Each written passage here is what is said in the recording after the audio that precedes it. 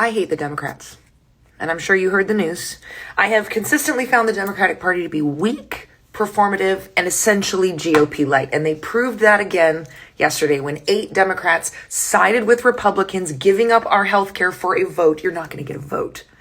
So that they could reopen government. And I'm going to tell you what I think happened. Let me first read these motherfuckers, these slimy snakes' names. Senator Catherine Cortez Masto from Nevada, Senator Dick Durbin from Illinois, Senator John Fetterman from Pennsylvania, Senator Maggie Hassan from New Hampshire, Senator Tim Kaine from Virginia, Senator Angus King from Maine, Senator Jackie Rosen from Nevada, Senator Jean Shaheen from New Hampshire, none of whom are up for re-election in the midterms.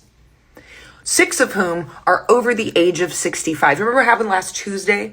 How the American people showed that we're ready to fight, that we're ready for a new system of politics, that we're not taking what the GOP is giving us or what establishment Dems are doing.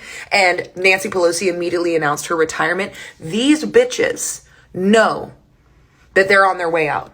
So they sold us to the highest bidder because I would bet if we can look in their accounts, their big corporate donors said, hey, it's Christmas season. We need people out spending money.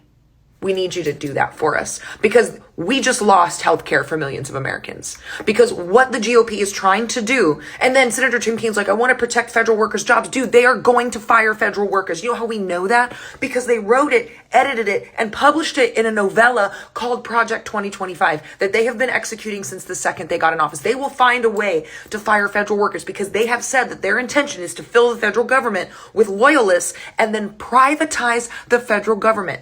They are gutting healthcare, gutting public schools. Why? So that when it stops working because it doesn't have funding, they can privatize and profit off of it and decide who gets to have an education, who gets to go to the doctor, and who makes the most money. Let me be so abundantly clear that the top 1% in the United States control 31% of the economy.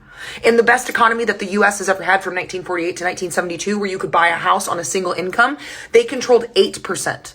They now control 31%. The top 10% in the US control 67% of the economy, and it is still not enough. They are building a ballroom in our face while people starve. They have shown they are willing to starve people to have their way, and you think they're going to play nice with you and give you a vote? Are you stupid?